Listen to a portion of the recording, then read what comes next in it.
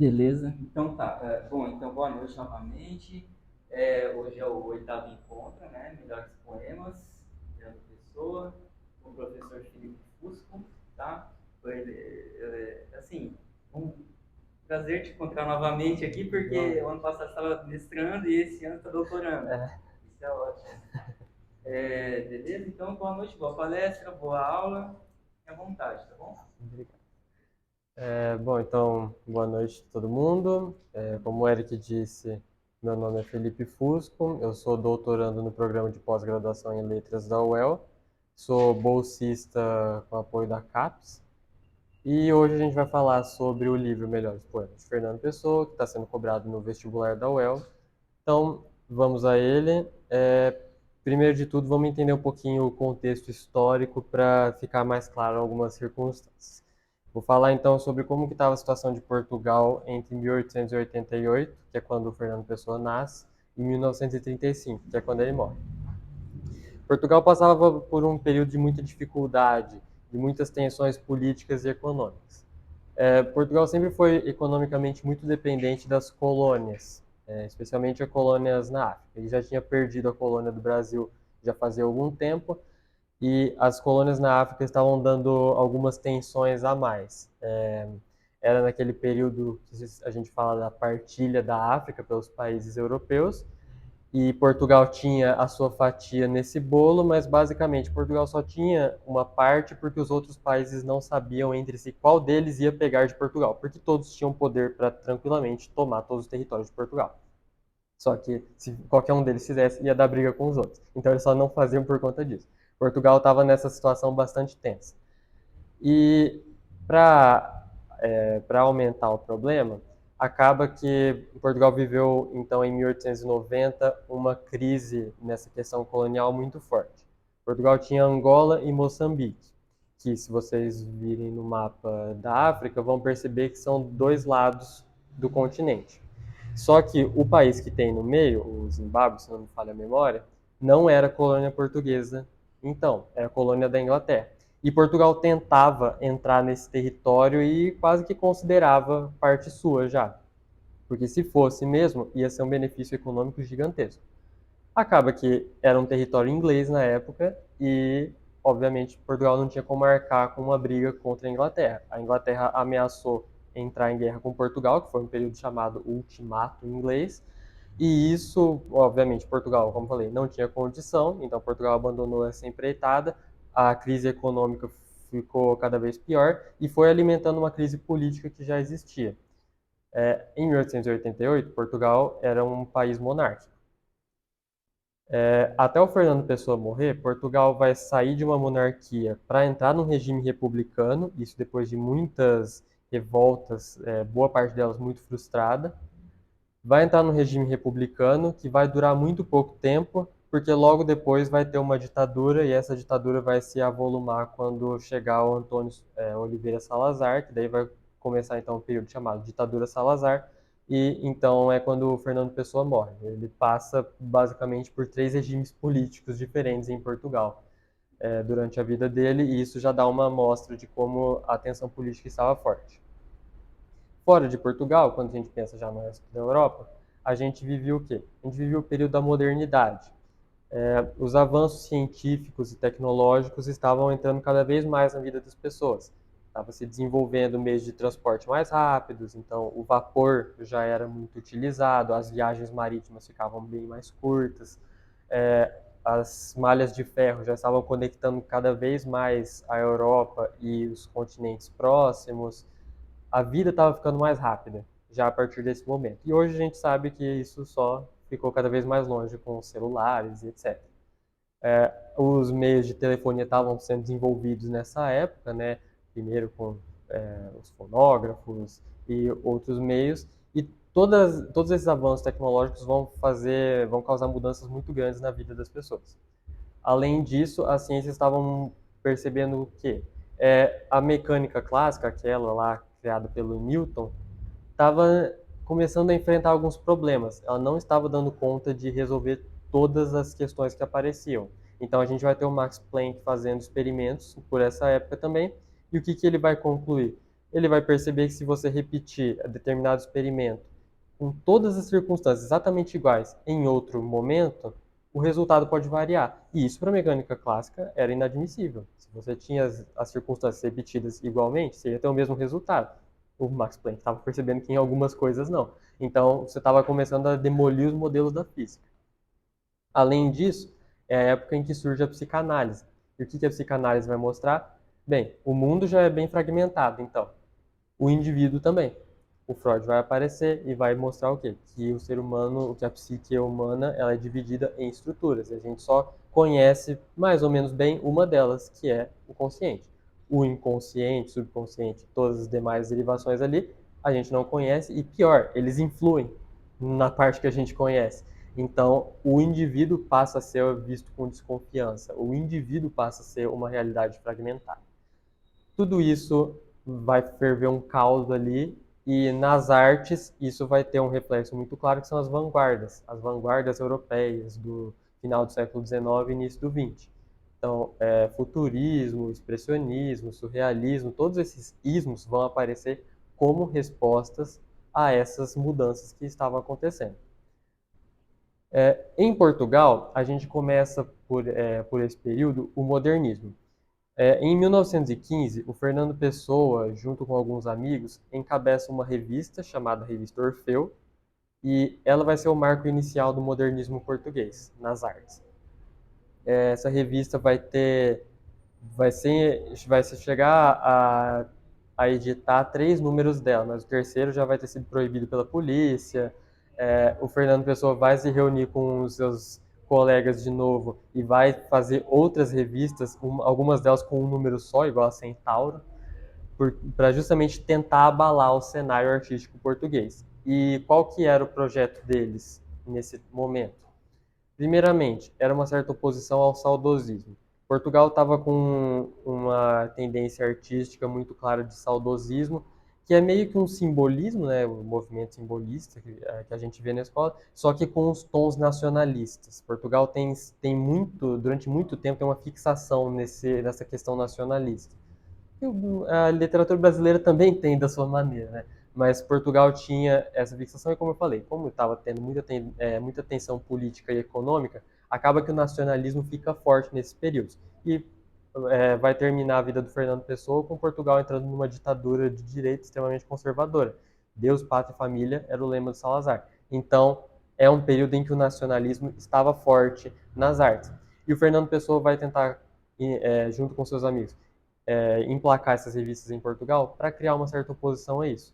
Uma oposição basicamente a tudo que fosse os valores burgueses de então, que de certa forma lembra um pouco o nosso modernismo aqui no Brasil. Só que aqui no Brasil a gente pensa em modernismo, é sempre aquela briga com o parnasiano. Em Portugal o parnasianismo nunca vingou muito, então eles não tinham por que ter essa discussão, tá? Mas sim, tem suas semelhanças e tem suas diferenças. Só que é o período do modernismo. E outro projeto que o Fernando Pessoa tinha era o de colocar Portugal a par da Europa. Portugal, desde muito tempo, tinha um sentimento de defasagem em relação à Europa e o Fernando Pessoa vai tentar, então, colocar Portugal a par desses ismos, das vanguardas artísticas que estavam aparecendo ao longo da Europa, e ele próprio vai tentar criar alguns ismos dele. A gente vai falar um pouquinho depois. Mas isso é para a gente criar, então, o plano de fundo em que se desenrola toda a escrita do Fernando Pessoa. Então, agora vamos falar sobre o livro especificamente. Primeiro de tudo, Melhores Poemas de Fernando Pessoa é uma antologia, tá? O Fernando Pessoa nunca publicou um livro com esse nome, com os poemas divididos desse jeito. Então, só para a gente não ter essa dúvida. O livro está dividido em, primeiro, 2 grandes partes, uma chamada Coração de Ninguém, com os poemas do Fernando Pessoa ortônimo, Fernando Pessoa ele mesmo, e uma segunda parte com os poemas dos heterônimos, que são o Álvaro de Campos, Ricardo Reis e o Alberto Caê. Aí já vem uma certa dúvida, né? É do Fernando Pessoa ou é desses outros 3 sujeitos? É uma dúvida que sempre aparece. Então a gente tem que falar, quando fala do Fernando Pessoa, da questão da heteronímia. A gente está acostumado a falar de pseudônimo, que é quando um autor publica uma coisa, mas com um nome falso, só para ocultar o seu próprio nome e, de alguma forma, ou fugir de perseguição política, ou criar um falso apoio público a uma obra, é o que a gente chama hoje de fake. Criar perfil fake é mais ou menos fazer um pseudônimo. Você inventa um nome qualquer para dizer o que você pensa. Mas a questão é que esse pseudônimo, ele pensa o que você pensa. Ele tem a sua opinião. O heterônimo não é bem assim. O heterônimo, ele tem um nome diferente, mas ele tem um pensamento diferente. Ele tem um estilo diferente. Ele tem uma obra inteira diferente. E o que o Fernando Pessoa mais fazia eram heterônimos. Ele criava um autor inteiro. Ele não criava só poemas com um nome disfarçado. Ele criava autores inteiros que escreviam esses poemas, percebe? Então, isso é uma diferença que a gente tem que levar em conta. Quando a gente lê um poema do Alberto Caeiro, é um poema do Alberto Caeiro. Não é um poema do Fernando Pessoa com nome escondido. Ele tem um estilo próprio, ele tem suas características próprias, seu pensamento próprio. Fernando Pessoa até inventou a biografia de cada um dos seus heterônimos. Então ele levava bem a sério essa questão. Ele criou a biografia de cada um justamente para que cada um tivesse as características peculiares, características totalmente particulares e únicas. Então, quando a gente fala do heterônimo, é esse autor independente que é inventado por alguém. E o Fernando Pessoa publicava como ele próprio sendo o autor. E daí, quando a gente fala do Fernando Pessoa, ele mesmo, é o ortônimo. Oposição ao heterônimo. Certo? Essa questão é sempre um ponto que a gente precisa passar. Então, agora a gente vai começar a falar dos poemas em si e dos heterônimos, e vamos começar pelo Alberto Caeiro. Ao meu ver, é o heterônimo mais tranquilo de entender, por isso que eu gosto de começar com ele. E também o Fernando Pessoa dizia que ele era o mestre de todos os outros, incluindo dele próprio. Então, assim, a ficção era uma coisa que o Fernando Pessoa levava bem a sério. O Alberto Caeiro tem uma filosofia e um estilo bem simples, assim, é bem plano. A ideia dele. O Alberto Caeiro se importava em conhecer a natureza através dos sentidos. Segundo a biografia que o Fernando Pessoa inventou, Alberto Caeiro teria passado toda a sua vida na região rural de Portugal e ele vivia rodeado de natureza. Daí que a natureza seja o grande tema da poesia do Alberto Caeiro. Só que ele se importa em conhecer a natureza através dos sentidos e dos sentidos apenas. Como assim? O que é uma flor para Alberto Caeiro? Uma flor é o que eu estou vendo, que seja uma flor. É o cheiro que eu sinto quando eu aproximo o nariz da flor. A flor é isso. Ela não é mais nada além disso. E esse é um ponto em que o Alberto Caeiro insiste constantemente nos poemas. Ele tem uma certa aversão a todo simbolismo ou a toda metafísica. A flor para ele é uma flor e pronto. Não é mais nada. Ah, a flor é o símbolo do amor. Para ele não. A flor é flor e pronto. É isso. Só que isso acaba gerando uns certos paradoxos. Ele diz constantemente que as coisas são o que são e que não tem o que pensar sobre elas. Só que ele está pensando no momento em que ele faz isso. Então ele tem um paradoxo. Ele pensa em não pensar. Ele nega todo o simbolismo que as coisas poderiam ter. Mas, bem, colocar simbolismo às coisas é justamente o que a poesia faz. E o Alberto Caeiro, ele nega o simbolismo em poemas, então ele faz uma poesia antipoética. Tudo isso que eu estou falando agora, assim, meio abstrato, é só para começar a ter a ideia, porque depois a gente vai ver alguns trechos de poemas, tá? Infelizmente, são poucos poemas que a gente vai conseguir ver inteiros, porque a gente tem pouco tempo e muitos deles são mais compridos. Mas a gente vai ver os exemplos e vai se tornar mais claro essas características, tá bom? E, bem, as características formais da obra do Alberto Caeiro seriam quais? Ele faz versos brancos, versos livres e estrofação irregular. Então, versos brancos, eles não têm rima, ele não se importa com a rima, ele até fala que ele não dá a mínima para rima. Livres, não se importa com a métrica, e estrofação irregular também. Enfim, o Alberto Caeiro tem um estilo bastante despojado, justamente, porque ele faz uma poesia que tenta negar a poesia, então ela tem uma aparência muito despojada. A obra que o Alberto Caeiro teria escrito seriam dois livros, um chamado O Guardador de Rebanhos, outro chamado O Pastor Amoroso.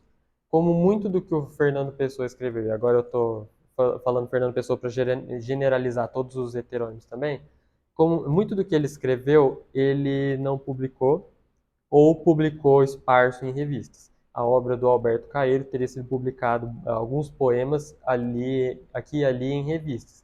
Mas os livros a gente tem alguma ideia de que Fernando Pessoa pretendia publicar a partir de anotações que ele deixou em papéis e que ficaram no baú dele e que anos depois da morte dele os pesquisadores encontraram e leram. Então tinha um projeto de uma obra do Alberto Caeiro chamado O Guardador de Rebanhos e uma outra chamada O Pastor Amoroso.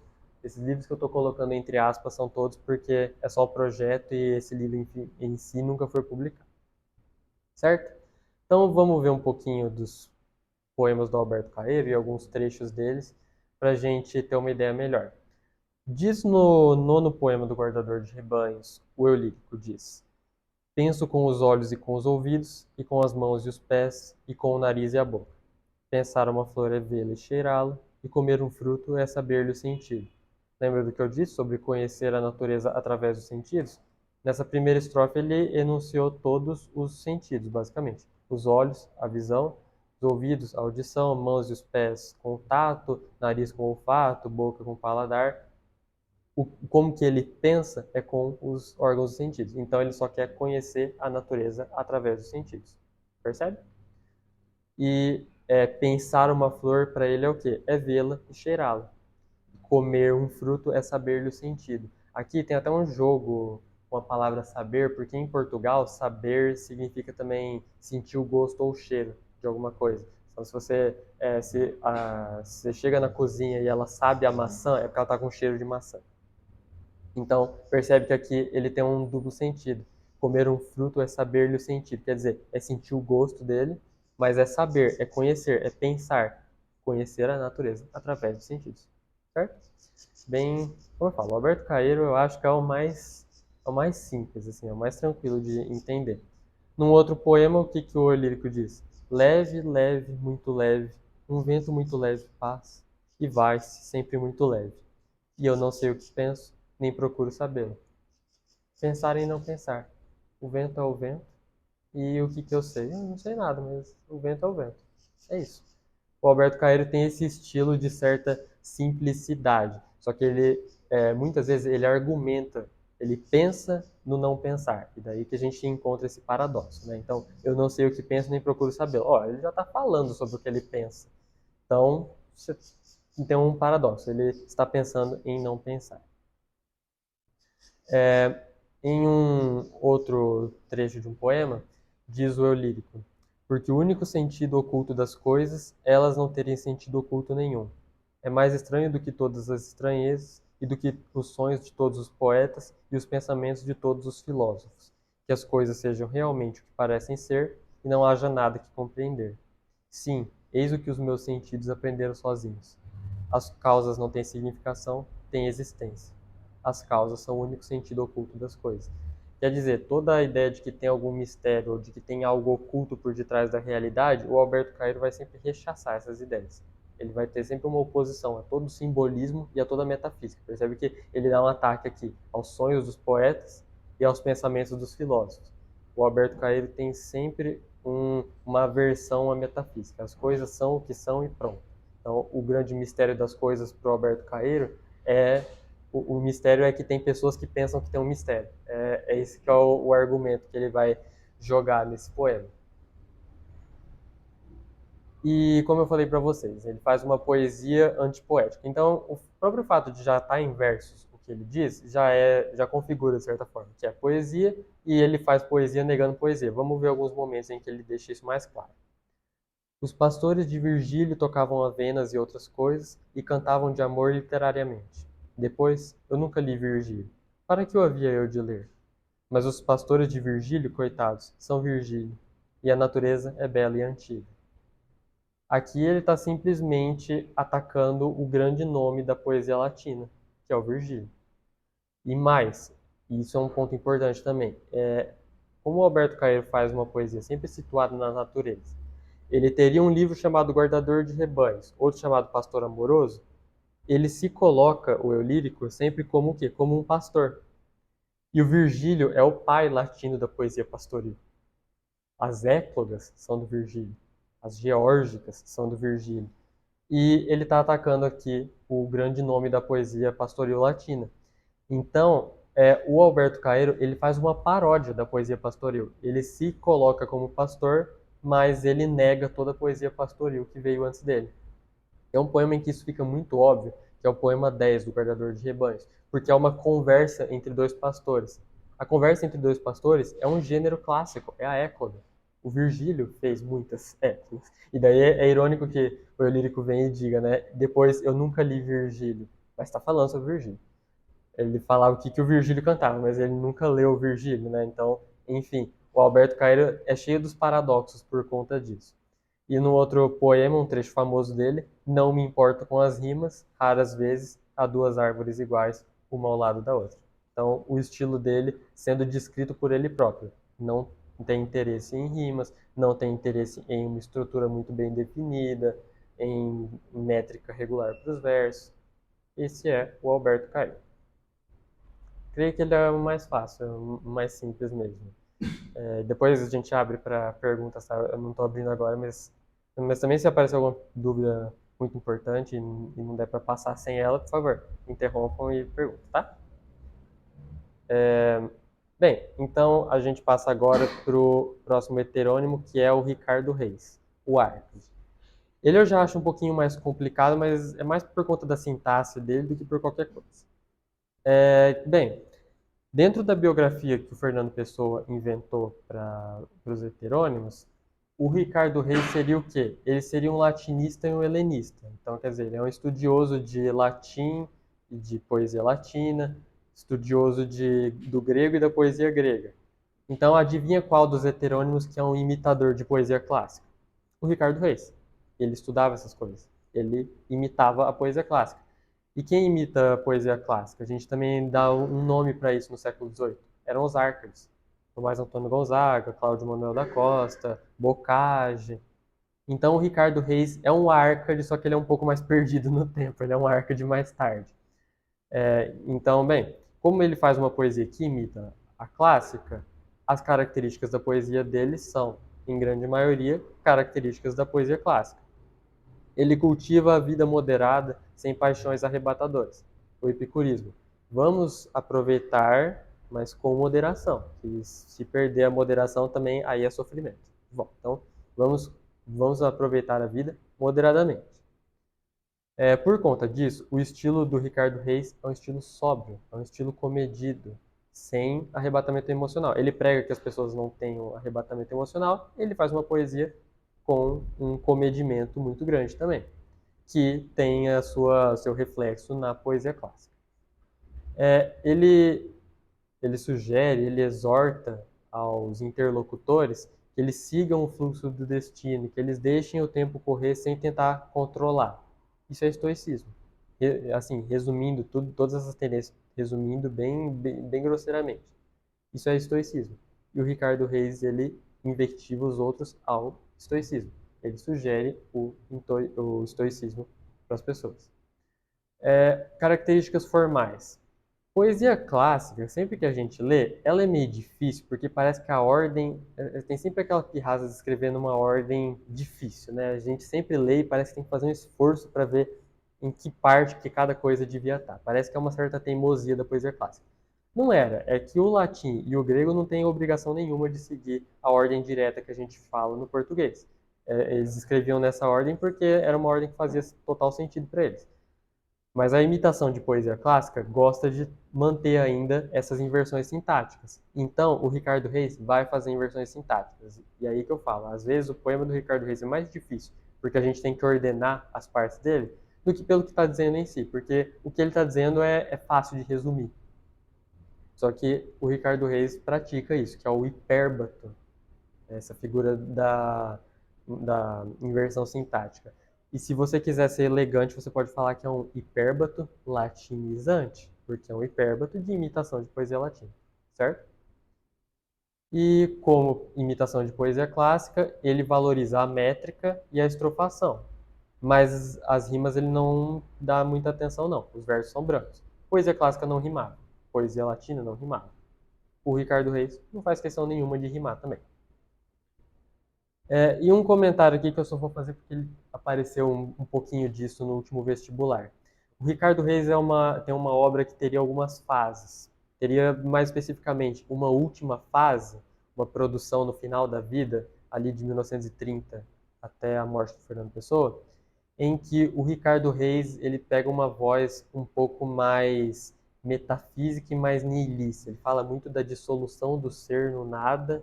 Ele começa a ter esse tom e começa a ter um leve desespero, embora sempre mantendo aquela compostura clássica que não sai nunca do Ricardo Reis. Mas enfim, isso apareceu um pouquinho no último vestibular, em uma das questões, então só por conta disso eu estou comentando esse ponto, tá? Porque se a gente fosse ver fase a fase de cada um dos heterônimos, cada heterônimo tem suas fases também, tem os seus momentos. Então não dá pra gente ver todos os detalhes. Mas enfim, Ricardo Reis teria esse ponto. A obra que ele teria escrito seriam as odes. A ode é um gênero clássico. A ode do Ricardo Reis geralmente é pareada com a ode do Horácio, que é um dos grandes poetas latinos também. A ode horaciana tem muito o que dizer para a ode do Ricardo Reis. Então vamos ver um pouquinho alguns momentos. Eu peguei um trechinho de um poema que eu acho bastante importante do Ricardo Reis, que é um que começa com "Ouvi contar que outrora, quando a Pérsia", em que o eu lírico vai falar de uma cena em que a Pérsia está sendo destruída, invadida, atacada, saqueada, os cidadãos estão sendo brutalmente assassinados, mas que tem dois jogadores de xadrez que estão jogando seu jogo de xadrez enquanto a Pérsia está sendo destruída e eles não param seu jogo de xadrez porque a Pérsia está sendo destruída. Porque, diz o Ricardo Reis, é importante viver assim. Vai todo mundo morrer, então vamos jogar o nosso jogo de xadrez. E é isso mesmo. Essa que vai ser meio que a exortação feita pelo eu lírico do Ricardo Reis. Só que aí vem algumas outras características dele e que aparecem aqui. O Ricardo Reis, como eu falei, ele é um arco. Ele imita a poesia clássica. Só que ele é consciente da distância que separa ele tanto dos outros Árcades quanto da poesia clássica em si. Então ele faz uma imitação que sabe que é imitação. Vejam aqui no trecho. Meus irmãos, em amarmos Epicuro e o entendermos mais de acordo com nós próprios que com ele. Nos entendermos mais de acordo com nós próprios do que com ele. Ele tem noção de que não dá para ser um epicurista no seu tempo. Então, ele coloca essa distância, embora ele imite ainda assim essa poesia clássica. E depois ele segue dizendo: aprendamos na história dos calmos jogadores de xadrez como passar a vida. Isso é uma característica muito comum no Ricardo Reis, e como em tudo que eu já tenho falado aqui sobre ele, na poesia clássica. Ele tem uma poética da contemplação, da reflexão. Ricardo Reis frequentemente vai ver uma cena ou vai sugerir à sua interlocutora que veja uma cena e ele vai tentar tirar um aprendizado disso. Então, vendo a história dos jogadores de xadrez, ele tenta tirar o quê? Ele tenta tirar conselhos de como viver a vida. Percebe? Contemplação e reflexão. E ele dá frequentemente conselhos a interlocutores e especialmente a interlocutoras, mulheres com nomes que são a Lídia, a Chloe, a Neera, que eram nomes de interlocutoras da poesia clássica. Então, mais uma vez, outra característica que ele puxa dos clássicos. O mais famoso poema do Ricardo Reis, Vem sentar-te comigo, Lídia, à beira do rio. Sossegadamente fitemos o seu curso e aprendamos que a vida passa e não estamos de mãos enlaçadas. Enlacemos as mãos. Depois pensemos, crianças adultas, que a vida passa e não fica, nada deixa e nunca regressa. Vai para um mar muito longe, para ao pé do fado, mais longe que os deuses. Desenlacemos as mãos, porque não vale a pena cansarmos. Quer gozemos, quer não gozemos, passamos como o rio. Mais vale saber passar silenciosamente e sem desassossegos grandes. Sem amores, nem ódios, nem paixões que levantam a voz, nem invejas que dão movimento demais aos olhos, nem cuidados, porque se os tivesse, o rio sempre correria e sempre iria ter ao mar. E se antes do que eu levares o óbulo ao barqueiro sombrio, eu nada terei que sofrer ao lembrar-me de ti. Ser-me-á suave a memória, lembrando-te assim, à beira-rio, pagã triste e com flores no regaço. Percebam, primeiro de tudo, como que ele começa? Ele começa chamando a interlocutora. Vem, Lídia, vem sentar-se comigo à beira do rio. Sossegadamente fitemos o seu curso e aprendamos. Ó, a imagem do rio já cria um aprendizado para o eu lírico e para a interlocutora. E como que ele fala? Sossegadamente fitar. Mais vale saber passar silenciosamente e sem desassossegos grandes. Epicurismo puro. Vamos viver sem desassossegos grandes, sem excessos, sem nada que seja demais. Vamos passar tranquilamente. E aprendamos que a vida passa. O tempo passa, tudo acaba um dia. E se antes do que eu levares o óbolo ao barqueiro sombrio, eu nada terei que sofrer ao lembrar-me de ti. Percebe? Essa poética muito marcada por esse desejo de tranquilidade, de sossego. Outra característica clássica que de vez em quando o Ricardo Reis faz é as referências às figuras mitológicas sem dar o nome delas. Então ele diz, e se antes do que eu levares o óbolo ao barqueiro sombrio. Ele não está falando a Caronte, que seria o barqueiro sombrio. Ele está colocando o nome a partir de uma característica, que é uma coisa que a poesia clássica fazia frequentemente. Todos os autores clássicos, de Homero em diante, quando se referem a um deus, com muita frequência não dizem o nome dele, dizem a característica dele. E o Ricardo Reis imita isso também, certo? Então, Ricardo Reis é o nosso querido Arcade perdido no começo do século XX. Passemos agora ao Álvaro de Campos, ao engenheiro Álvaro de Campos. Bem, o Álvaro de Campos, como o Fernando Pessoa inventou a biografia dele, seria um engenheiro, e daí que vem uma pergunta. Se a gente fosse chutar um heterônimo que é futurista, lembra das vanguardas europeias, né? Futurismo, expressionismo, etc. Se a gente fosse chutar um heterônimo futurista, qual seria? Seria o Álvaro de Campos, o engenheiro. O Álvaro de Campos gosta das máquinas. Então, ele é meio que um heterônimo ligado ao futurismo. Mas ele é ligado também a um outro ismo que o Fernando Pessoa tentou emplacar ali.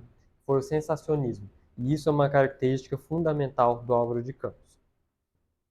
Para o Álvaro de Campos, tudo são sensações. Ele não intelectualiza as coisas. Ele tenta sempre sentir, e com a emoção mesmo, o que as coisas são. Então ele sempre converte as coisas em sensações. Seja ali estando num cais e vendo os barcos passarem, e isso já tem uma ressonância afetiva nele, e que ele vai traduzindo como? Através de sensações. Então, ver os barcos passarem convida ele a pensar em como é a vida marítima.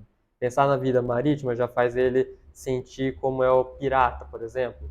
Sentir-se como pirata já faz ele querer se sentir como o pirata vivendo a sua vida de pirata. Então, saqueando e degolando e fazendo outras violências. E, enfim, ele vai sempre desdobrando uma sensação em várias outras. Esse é o sensacionismo. O lema do Álvaro de Campos é sentir tudo de todas as maneiras. Ele é um heterônimo bastante exagerado por conta disso. Então, ele sempre vai convertendo uma sensação em outra, e depois em outra, em outra, em outra, e ele vai assim até cansar, basicamente. Por isso também os poemas do Álvaro de Campos são os maiores. Se vocês pegarem na antologia, vocês devem ter reparado, né? A Ode Marítima, nem lembro, acho que ela tinha 20 páginas nessa edição. Na edição em que saiu na revista, ela tinha 20 páginas, um poema de 20 páginas. Isso é bastante coisa. Ele é o mais falador dos heterônimos. Justamente por conta desse lema dele e desse gosto pelo sensacionismo, que é desdobrar infinitamente as coisas, fazer como se fosse um caleidoscópio de sensações. De características formais, o Álvaro de Campos é bastante simples. Ele pratica versos brancos, livres e de estrofação irregular. Geralmente versos longos, estrofes longas, poemas longos. Só que isso é na maior parte das vezes. E daí a gente tem sempre a exceção à regra. Se a gente fosse falar de fases do Álvaro de Campos, ele teve uma fase inicial em que ele seria um poeta decadente. Lembra que eu falei para vocês, ali por 1915, Portugal ainda tinha era muito praticada a poesia saudosista e a poesia simbolista. E quando a gente fala de simbolismo, a gente lembra também de decadentismo, né? Aquele gosto pelo mórbido, por umas coisas mais soturnas, pelo desânimo, basicamente. E o Álvaro de Campos tem uma fase inicial que é meio nesse clima de poeta decadente. Se vocês lerem o poema dele, Opiário, isso vai se tornar claro. Daí que seja a exceção à regra, porque também o Opiário, ele é inteiro em quadras, ele é inteiro com esquema de rimas, então, assim, é um poema meio heterogêneo dentro do esquema do Álvaro de Campos. Na maior parte do tempo, ele pratica versos brancos, livres e de estrofação irregular. E a obra que ele teria deixado seriam as ficções do interlúdio, do Álvaro de Campos. Muitos dos poemas dele se chamam ode. Ode marcial, ode triunfal, ode marítima, mas não confundam a ode dele com a ode do Ricardo Reis. A ode do Ricardo Reis, aquela ode de tom horaciano, calma, tranquilo. Ode do Álvaro de Campos, se a gente fosse associar algum clássico, seria mais ao Píndaro, que tinha um tom grandíloco e de cantar a grandiosidade das coisas. Mas, assim, ainda assim é uma associação meio forçada. Só o Álvaro de Campos gostava do nome de ode para as coisas, e é porque é o poema em que ele cantava a grandiosidade de alguma coisa ou de muitas coisas. Daí que o ode é um nome, é um gênero literário que perdeu muito do sentido ao longo do tempo e o Álvaro de Campos é meio que um resultado disso. O Ricardo Reis tentava puxar ainda o sentido original, mas se aparecer o nome Ode, não associe logo de cara ao clássico, tá? Pode ser uma armadilha. O Álvaro de Campos fazia odes e elas não tinham nada a ver com a ode clássica, pelo menos do Ricardo Reis. Então, vamos ver alguns trechinhos aqui, porque do Álvaro de Campos é impossível mesmo falar de um poema dele inteiro. Peguei alguns trechinhos primeiro da Ode Triunfal. Olha como que a Ode Triunfal começa. A dolorosa luz das grandes lâmpadas elétricas da fábrica tenho febre escrevo. Escrevo rangendo os dentes, fera para a beleza disto. Para a beleza disto, totalmente desconhecida dos antigos. Ó rodas, ó engrenagens, eterno. Forte espasmo retidos dos maquinismos em fúria. Sabe que é um trecho até difícil de falar? Olha, dolorosa luz das grandes lâmpadas elétricas da fábrica. Percebe o tanto de aliteração que ele está construindo aqui? Ele está falando de máquina, ele está falando da fábrica. Ele está justamente situando, através desse efeito sonoro, a fábrica. Ele está colocando a gente ali dentro. Daí que eu falei para vocês, o Álvaro de Campos seria meio que um heterônimo futurista. Ele canta as máquinas. A ode triunfal nasce o quê? Nasce sob o efeito da luz elétrica das lâmpadas da fábrica. Então, a gente já percebe essa ambientação. Detalhe, tá? A luz elétrica ainda estava começando a se tornar popular nessa época, tá? Vamos dar uma colher de chá. Hoje a gente já está bem acostumado com essas coisas, mas Portugal, no começo do século XX, ainda a luz elétrica ainda era uma novidade.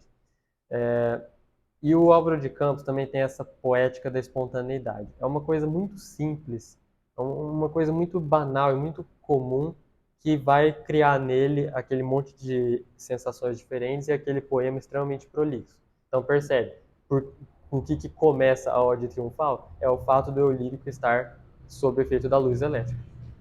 Pronto, a partir disso ele vai ter um poema gigantesco.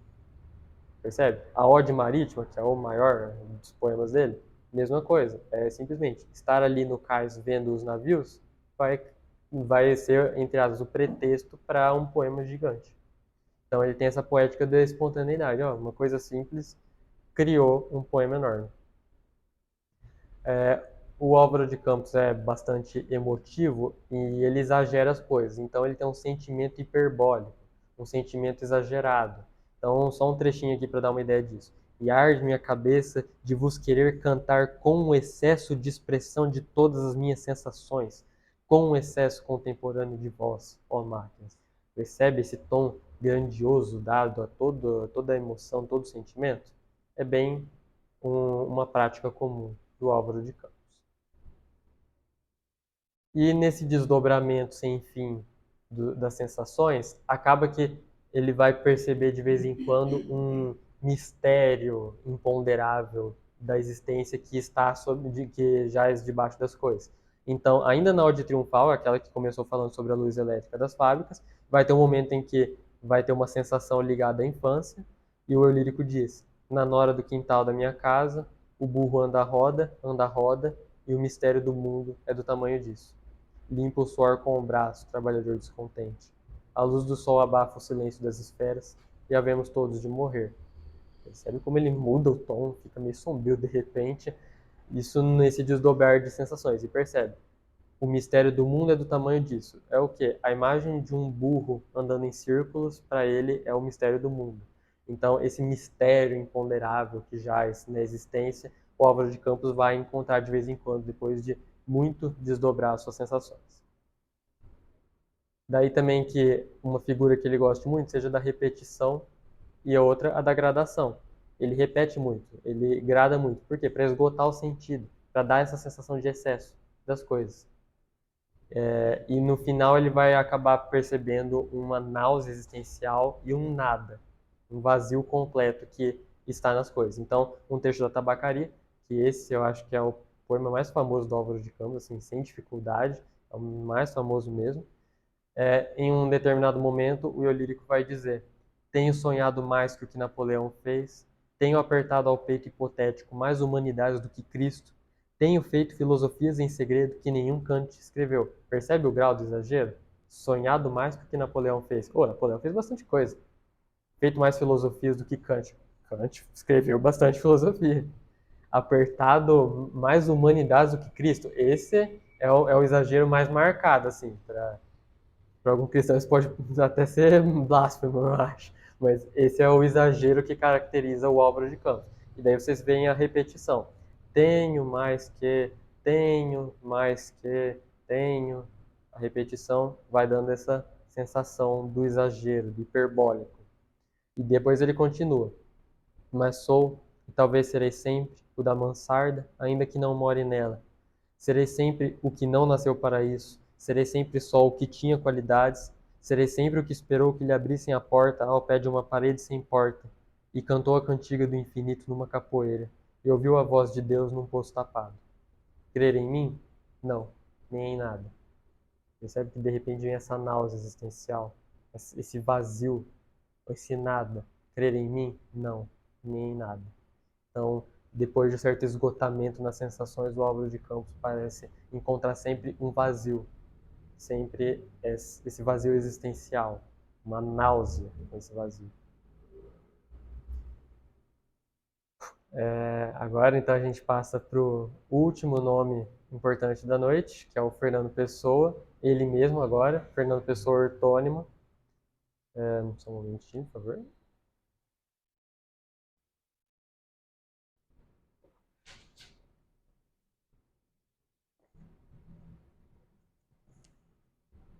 Pois bem, então, sobre o Fernando Pessoa, como falei, ele tem também as suas características próprias, ele é um autor à parte. E quais seriam essas características, assim, se a gente tentasse resumir? Sobretudo, ele tem uma poética do fingimento. Ele cria o sentimento ou analisa intelectualmente o sentimento e ele tem sempre uma consciência da consciência. Ele tem consciência do fato de estar consciente. Ele tem sempre essa divisão em níveis, por assim dizer, em termos da consciência. Se vocês lerem os poemas mais famosos dele, autopsicografia ou isto, que eles são assim, poeta é um fingidor, finge tão completamente. Esses versos iniciais já devem ter tocado uma sineta ali, né? Então, lendo esses poemas, que eu não trouxe eles aqui hoje para a gente tentar umas coisas diferentes, se vocês lerem esses poemas vai ficar bem clara essa poética do fingimento, essa elaboração do sentimento e essa análise do sentimento e essa consciência da consciência. Além disso, o Fernando Pessoa trabalha muito com uma ideia de desagregação do eu e do real.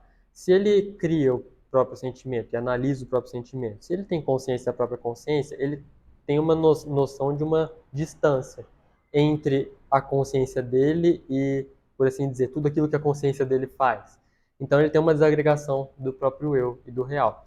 Nos poemas que estão na parte do cancioneiro, isso fica bem mais claro, fica bem frequente.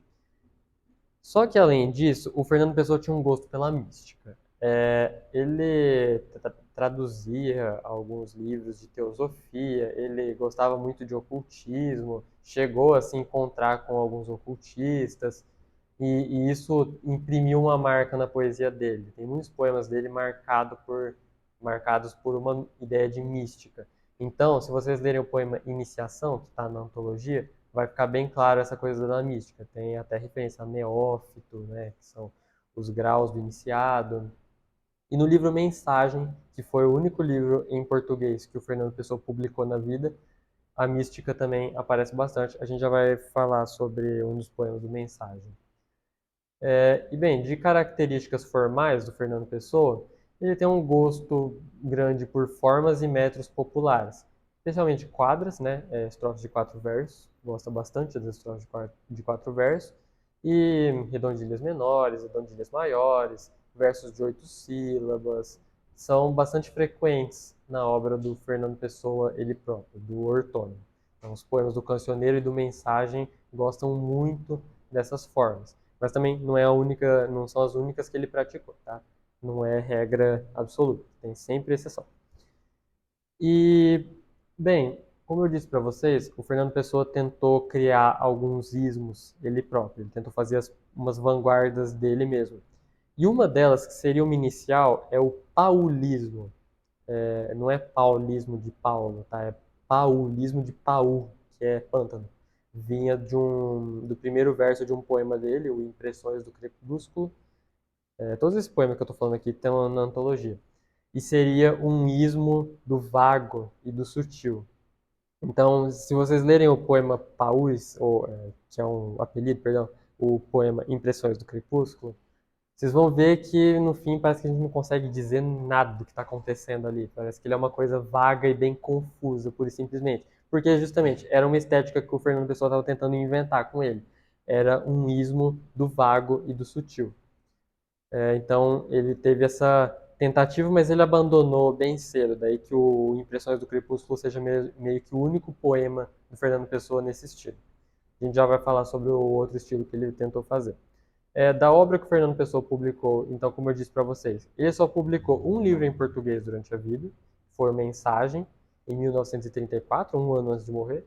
Ele usou esse livro para participar de um concurso, e foi engraçado porque ele não ganhou o prêmio porque ele não tinha o número mínimo de páginas necessário, mas os juízes consideraram que o livro dele era o melhor de todos que tinha ali, e quiseram criar um prêmio de segunda categoria só para o Fernando Pessoa, por conta desse livro que era o melhor. O vencedor, nem lembro qual era o nome do autor agora, era um livro chamado Romaria, e ninguém liga para o livro dele hoje. O Mensagem é o que chamou mais atenção.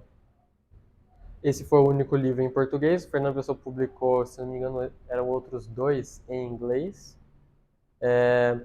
E, tirando isso, ele publicava poemas dispersos nas revistas, especialmente nas revistas que ele mesmo fundava, né? Ele publicava os próprios poemas e o dos heterônimos nessas revistas.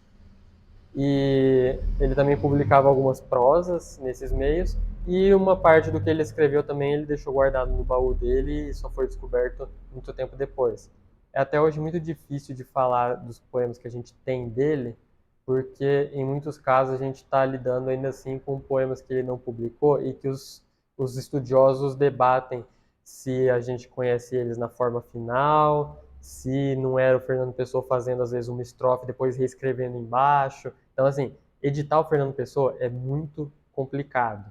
A gente tem as edições bonitas aqui hoje em dia, que saem com bastante frequência, mas por trás é um labirinto mesmo publicar essas coisas. Mas, enfim, a gente está trabalhando com a antologia do vestibular e ela faz as suas próprias escolhas editoriais. Mas isso é só para entender, então, que, como assim, né?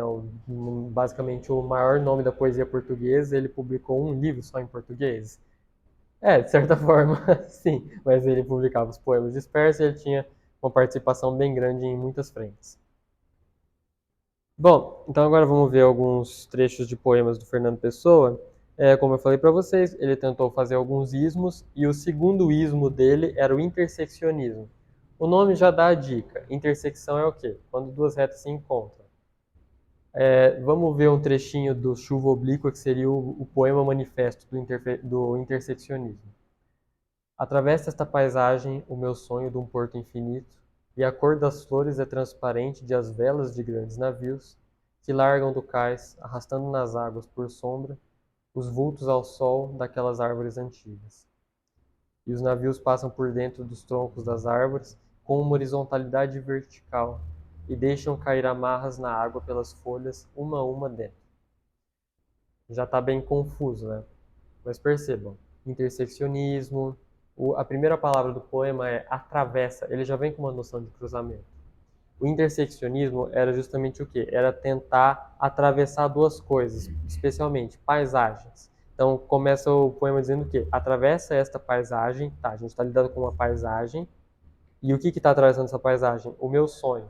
Opa, então a gente tem duas dimensões, tem uma paisagem e tem um sonho do eu lírico. O sonho de um porto infinito. Então, no sonho a gente está falando de um porto, está falando de barcos, e a paisagem é o quê? São as plantas, tem as flores e tem as árvores. Por isso que tem essa confusão aqui, tem essa intersecção entre as duas coisas. Então, o sonho do porto infinito atravessa a paisagem, e daí que a cor das flores na paisagem é transparente das velas de grandes navios, tá? Misturando toda hora esses dois planos, percebem?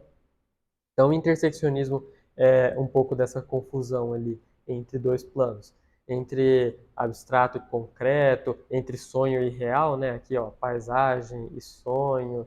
Enfim, se vocês lerem os poemas do Chuva Oblíqua, tenham isso em mente. Ele está sempre ali com esse jogo de interseccionismo, sempre com esse entrecruzamento de paisagens, de realidades, etc. Aí até um nome, chuva oblíqua. O que é o oblíquo? É o que intersecciona tanto o eixo horizontal quanto vertical. Olha o verso, com uma horizontalidade vertical. Isso não faz sentido nenhum, mas é justamente dando essa noção de intersecção. Percebe? Então, se cair alguma coisa com chuva oblíqua, já estamos preparados também, estamos afiados com esse daí. O Fernando Pessoa tinha um projeto de publicar um livro que seria chamado Cancioneiro, e daí que vários críticos publicam, então, Cancioneiro de Fernando Pessoa, mas cada hora tem um poema ou tem outro. Mas um que geralmente o pessoal concorda é esse que é o poema da Ceifeira, que ele fala justamente sobre a própria ideia de canção. Então, vou ler ele inteiro, para a gente ter também um pouco de tranquilidade depois de tanta característica, tanto trecho de poema. Vamos descansar um pouquinho. Ela canta, pobre ceifeira, julgando-se feliz talvez. Canta e ceifa, e a sua voz cheia de alegre e anônima vivez ondula como um canto de ave, no ar limpo como um limiar, e há curvas no enredo suave do som que ela tem a cantar. Ouvi-la alegre entristece, na sua voz ao campo e à lida, e canta como se tivesse mais razões para cantar que a vida. Ah, canta, canta sem razão, o que em mim sente está pensando. Derrama no meu coração a tua incerta voz ondeando.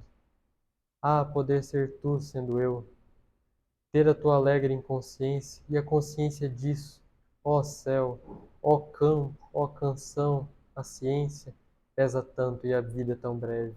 Entrai por mim dentro, tornai minha alma a vossa sombra leve. Depois, levando-me, passai. É bem delicinho esse, né? Não tem como. Eu acho um dos mais gostosos. E só pra gente retomar um pouquinho das características que a gente tinha visto do Fernando Pessoa, percebe o verso. O que em mim sente está pensando. Lembra que eu falei da análise do sentimento? Intelectualizar o sentimento? Então, o que em mim sente está pensando. Lembra da consciência da consciência? Olha o paradoxo que o eu lírico quer. Ter a tua alegre inconsciência e a consciência disso. Percebe que é impossível. Se você está inconsciente, você não está consciente. Se você está consciente de alguma coisa, você perde a inconsciência em relação a ela automaticamente. Mas esse é o desejo do eu lírico. É sempre esses dois níveis de consciência. Aqui ele está querendo ter a consciência da inconsciência. Ele quer estar inconsciente e consciente do fato de estar inconsciente.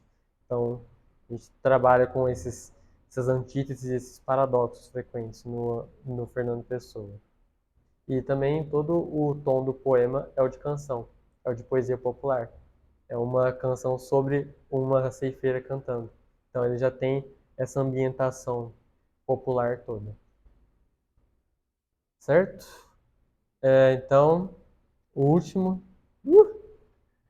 Tá quase.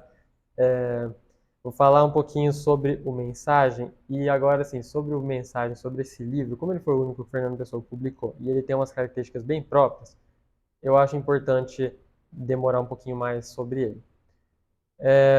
O Mensagem, então, como eu falei, foi um livro que o Fernando Pessoa usou para um concurso cultural português. Os poemas que ele colocou no Mensagem, ele já vinha trabalhando neles, assim, 20 anos antes. Mas ele usou no concurso. E era um concurso já na ditadura Salazar, e o tema era o quê? Era poemas que exaltassem a pátria. Então, os poemas do Mensagem têm um cunho nacionalista, um cunho patriótico forte. Só que Fernando Pessoa misturou eles com o misticismo e diluiu tudo isso ao longo de figuras históricas e figuras mitológicas importantes para Portugal. Na antologia eu percebi que tem um certo privilégio para o Dom Sebastião, e faz bastante sentido porque o Dom Sebastião é uma figura importante para o livro Mensagem, assim, não dá para ler uma Mensagem sem saber do Dom Sebastião. Então agora eu vou ter que fazer um retorno no tempo e contar a história desse rei Dom Sebastião. Vamos voltar agora para 1578. Estamos em Portugal. O Camões publicou os Lusíadas já faz um tempinho e dedicou ele ao Dom Sebastião, porque era o rei que estava em exercício na época. Então, se vocês lerem, se vocês encontrarem algum PDF escaneado dos Lusíadas na primeira edição, vocês vão ver lá, dedicatório ao Dom Sebastião. E Portugal, em 78, ainda tinha esse rei Dom Sebastião, rei muito novo, o apelido dele era o Rei Menino. E o Dom Sebastião foi um governante que teve um dia uma brilhante ideia, e estou sendo sarcástico, a ideia foi péssima. Ele juntou vários aristocratas e vários militares portugueses e resolveu fazer uma cruzada no norte da África. Isso já no século XVI. Assim, as cruzadas já tinham perdido completamente a força. Mas ele juntou e queria atacar muçulmano em Alcácer Quibir. Hoje fica no Marrocos, essa região.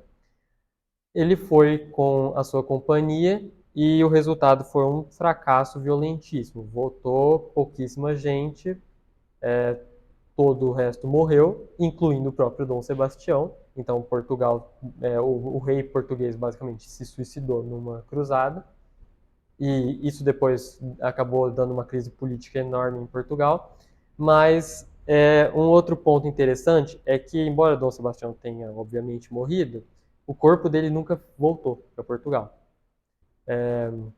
Daí tem teorias diversas. Já vi gente dizendo que simplesmente não voltou por quê? Porque ficou num campo de batalha e ninguém, ninguém conseguiu voltar, né? Os que conseguiram voltar estavam fugindo de ataque já.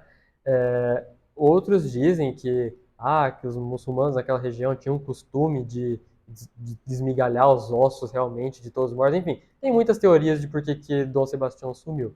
Mas acontece que a realidade, o que aconteceu e que a gente tem toda a certeza é que o corpo nunca voltou para Portugal.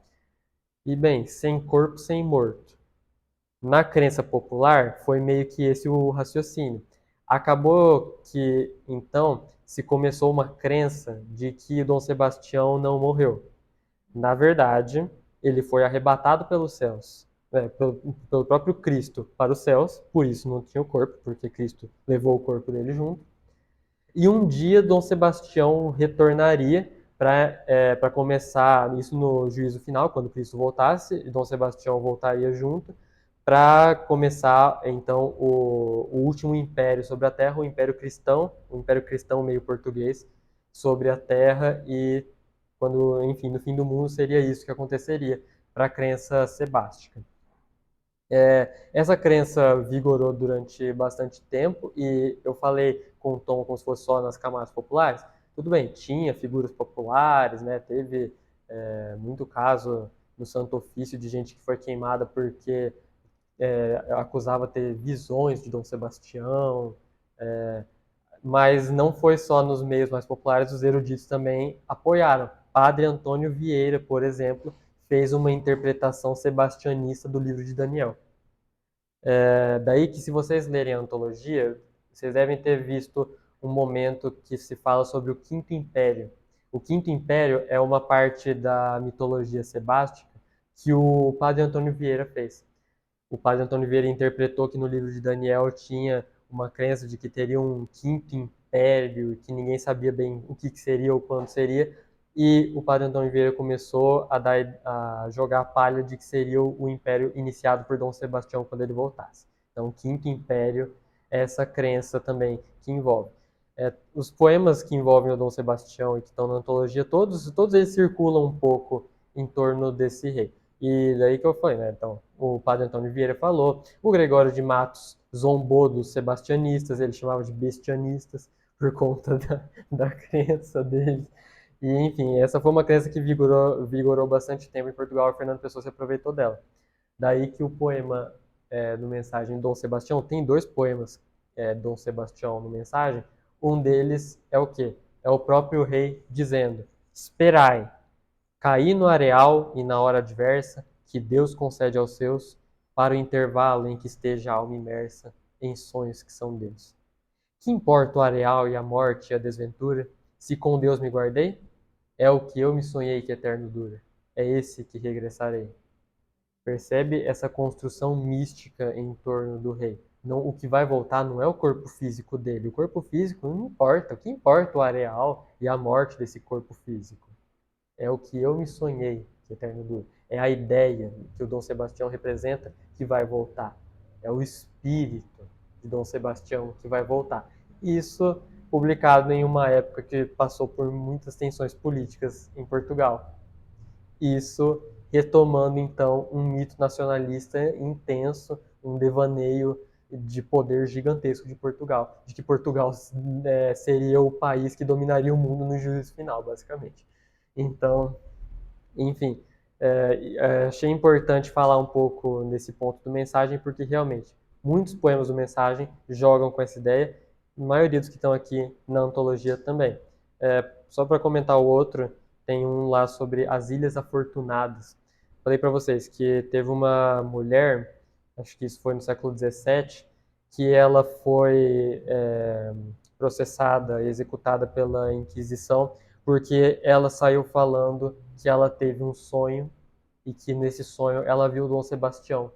E Dom Sebastião estava com uma princesa da Dinamarca, eles eram casados, tinham 6 filhos, tem uns dados bem específicos e divertidos. E que ele estava nas Ilhas Afortunadas. Seria o espaço onde Dom Sebastião estaria esperando para regressar com seus navios e começar então o Quinto Império.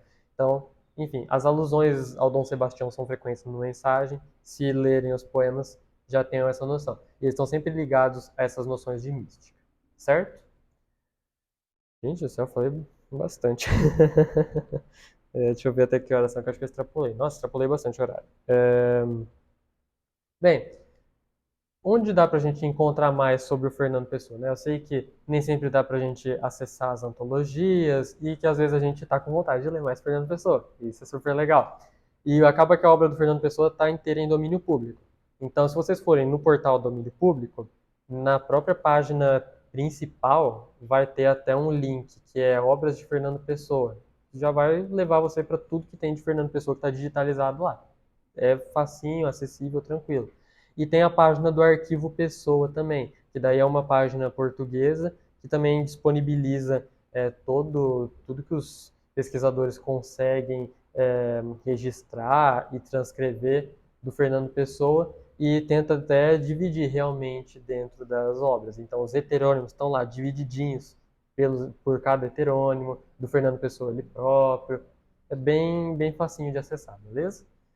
Então, eu encerro aqui a minha fala. Obrigado a todos pela atenção. Aos vestibulandos, boa sorte e sucesso. E agora a gente abre para perguntas.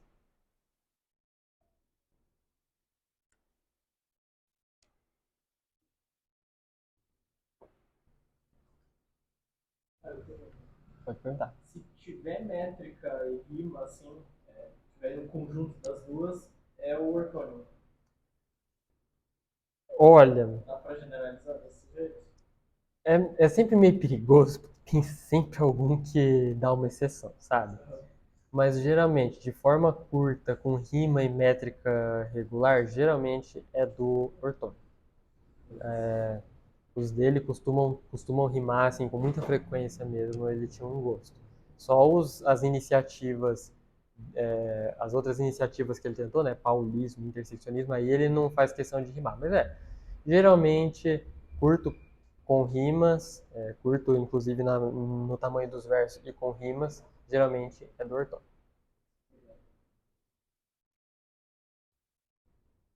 Se não tiver dúvidas também, não se sintam obrigados a fazer, porque eu pensei que chega esse momento e estamos acostumados que geralmente acaba não tendo muita pergunta, né? A gente vem com essa avalanche de fala e fica meio difícil de perguntar.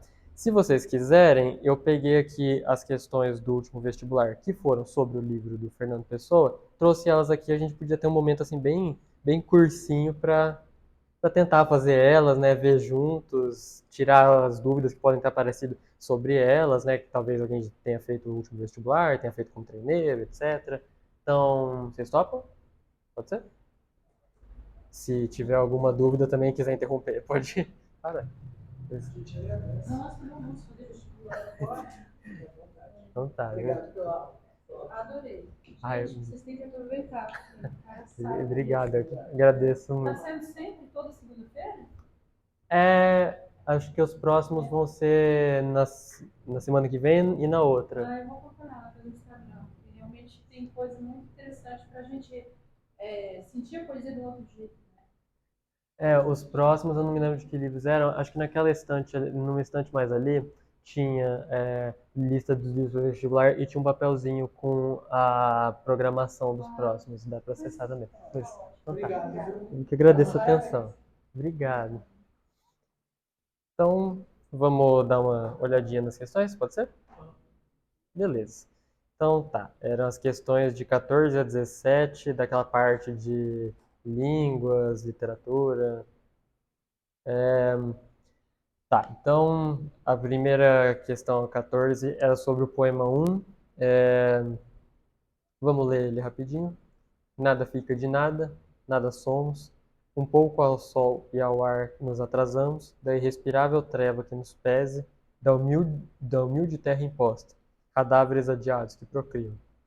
Leis feitas, estátuas vistas, odes findas, tudo tem cova sua. Se nós, carnes, a que um íntimo sol dá sangue, temos, poente, por que não elas? Somos contos contando contos. Nada. Se a gente fosse tentar pensar de qual heterônimo que é, qual vocês arriscam?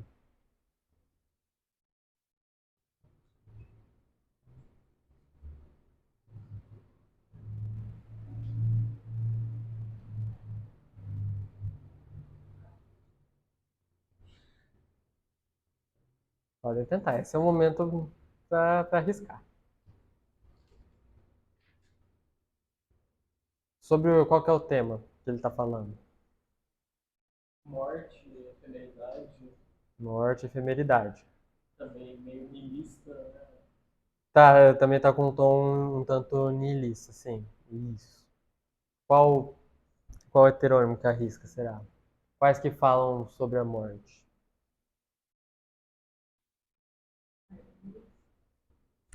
Eu ficaria entre Ricardo Reis e Almo de Campos. Bom, realmente, a outra dúvida mais provável para mim também seria o Álvaro de Campos. E, assim, é justo ter essas dúvidas, vou até dizer para vocês. Até o Fernando Pessoa, às vezes, tinha dúvida. Eu li uma vez que tinha um poema dele, eu não lembro qual era agora, um poema que saiu como poema do Álvaro de Campos. Mas em algum momento o Fernando Pessoa tinha colocado como do Ricardo Reis. Então, assim, ele próprio tinha confusão de vez em quando. Aí fica difícil. Mas ó, vamos tentar ver alguns elementos que indicam mais. Um pouco ao sol e ao ar nos atrasamos, da irrespirável treva que nos pese, da humilde terra imposta. Percebe que a ordem das coisas está meio confusa? O Ricardo Reis fazia muita inversão sintática. O Álvaro de Campos não gosta muito de inversão sintática. Não é comum inversão sintática no Álvaro de Campos. É a imitação do clássico. Isso. Percebe que esse discurso está meio entranhado, a gente tem que fazer um esforço para organizar os elementos. E percebe também que ele tem esse tom, assim, de constatar, né? Então ele fala leis feitas, estátuas vistas, odes findas. Parece que é sempre contemplando, tipo, ó, as leis foram feitas e acabaram, as estátuas foram vistas e caíram, as odes foram escritas e já ninguém mais ouve elas. Tem esse tom do Ricardo Reis de ver uma cena e tentar tirar uma lição a partir disso. Então ele vê tudo isso e ele tira uma certa lição. Ó, tudo isso acabou, nós vamos acabar também. O Álvaro de Campos, ele não está muito interessado em dar uma lição. Ele constata que vai todo mundo morrer, mas isso ele não está ensinando, ele está dizendo meio que para ele mesmo, ele está falando para o vento e para ele. Vai todo mundo morrer. O Ricardo Reis já está um pouco mais assim, constatando, ele está meio didático, esse tom didático, especialmente, no Ricardo Reis. Por quê? Imitação de poesia clássica também. Vou repetir isso milhões de vezes ainda. Então vamos ver as afirmativas e ver quais que estariam certas. Então, a primeira alternativa. A inversão entre cova e sua decorre do propósito de instaurar uma rima interna no poema.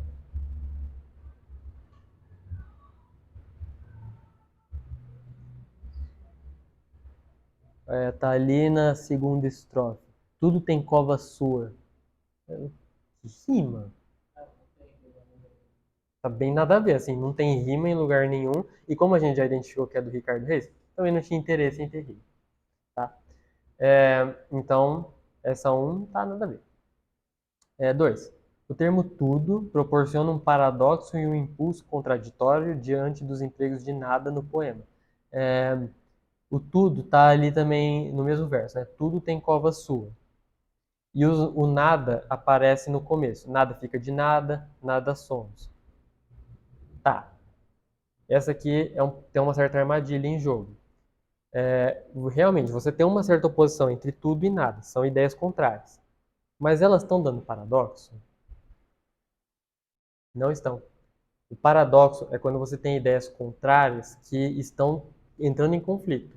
Então, se eu digo assim, sei lá, tem um quadrado redondo. Se é quadrado, não é redondo.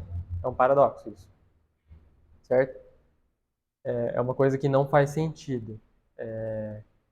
O que está acontecendo aqui é que você tem ideias opostas, mas elas não estão anulando uma outra. O nome disso é antítese.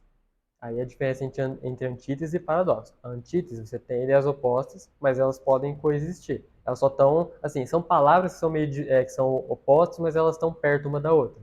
Aí cria um efeito. Mas quando isso aí vira um conflito de lógica, aí você está falando de paradoxo. Então tem paradoxo aqui? Não. Bateu na trave essa, mas não está certo. Daí tá, sobra pouco, mas enfim, vamos ver ainda assim porque que as outras estão certas.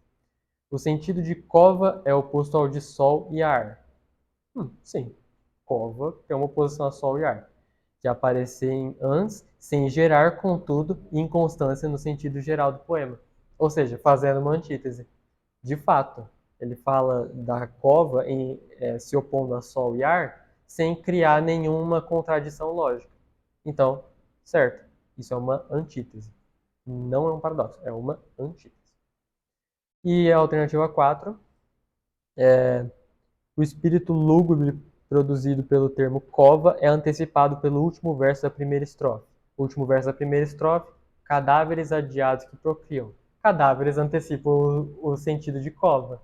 Então, sim, o espírito lúgubre do termo cova já é antecipado pela palavra cadáveres, que está ali no último verso da primeira estrofe. Será que acertamos?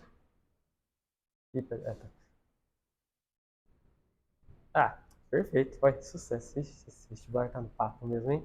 Ô, delícia. Eu tinha apagado dos pontos aqui no seguinte, mas esse é um dadozinho também bobo, mas pode fazer uma ajuda de vez em quando, né? Acho que vocês devem ter bastante orientação quando tem texto no vestibular, de ver a referência bibliográfica no final. Percebam aqui, tá difícil pelo tamanho da letra que eu coloquei, mas na prova vocês vão conseguir ver melhor. Mas ele diz aqui que os poemas 1 e 2 foram tirados da página 143 e 144 da antologia. A gente já pode tirar uma informação disso. Na antologia, os heterônimos eram separados por no mínimo umas 2 páginas. Você não ia ter de uma página um heterônimo e a outra página com outro. Então, se eles estão em página do lado, esses 2 poemas, são do mesmo heterônimo. Percebe? A gente já vai captando esses pontos, assim. Então, os 2 poemas que aparecem aqui são do mesmo heterônimo. Por quê? Porque eles estão lado a lado na antologia, certo? Então, a questão 15 ainda é sobre o mesmo poema. Vamos ver as alternativas de novo, as afirmativas. 1. O uso do particípio para acompanhar estátuas e odes remete ao caráter conclusivo que o termo cova simboliza. Segunda estrofe. Leis feitas, estátuas vistas, odes findas. Isso é o particípio. Vistas, feitas, findas, comprado, andado, encontrado, avistado. O uso desse particípio remete ao caráter conclusivo? Sim, o particípio está no passado. Então ele dá uma ideia de conclusão. E depois o tudo tem cova sua só confirma. Então beleza. A1 a gente considera certo. 2. As estátuas e as odes são exemplos de elementos imunes ao fim inexorável anunciado no poema? A gente acabou de dizer que o particípio está ali para marcar o final. E essas características, né, estátua e odes, têm fim. Então, também está errada essa. O termo elas no penúltimo verso refere-se a carnes, termo empregado na mesma estrofe. Se nós, carnes, aqui no íntimo sol da sangue, temos poente, por que não elas? É que eu falo. Ricardo Reis, você tem que desentranhar a sintaxe. Porque é justamente a inversão sintática que dá a confusão aqui. Ela está se referindo a carnes? As estátuas vistas, as odes findas, as leis feitas. O carnes é nós. Se nós, que somos carnes, aqui no íntimo sol da sangue. Então, a alternativa 3 está errada. Elas não se referem a carne, se refere ao que estava na frase anterior ainda. Então, daí a sintaxe no Ricardo Reis é um probleminha que a gente tem que resolver. Então, a 3 está errada também. 4. O termo poente complementa verbo que diz respeito a nós, mas seu uso está associado a sol no verso anterior. Se nós, carnes, aqui no íntimo sol da sangue, temos poente, por que não elas? Percebe então que aqui, o que o Eulírico está dizendo? Que nós somos carnes de um sol íntimo da sangue. E depois ele fala que a gente tem poente. Se ele falou que o nosso sangue é animado por um sol íntimo, e ele fala que a gente tem poente, tem uma referência, poente com sol. Então, poente representa o quê? Representa a nossa morte. Então, o termo poente complementa verbo no que diz respeito a nós. Sim, se nós temos poente, verbo nós, sujeito nós, verbo temos, complemento objeto direto, poente. Ele complementa verbo. E o seu uso está associado a sol no verso anterior. Sim, ele está jogando com a figura do sol em relação ao poente. O poente em relação ao sol. Então, 1 e 4 estão certos? Isso aí, hein? Eita, só. A aprovação tá vindo, hein?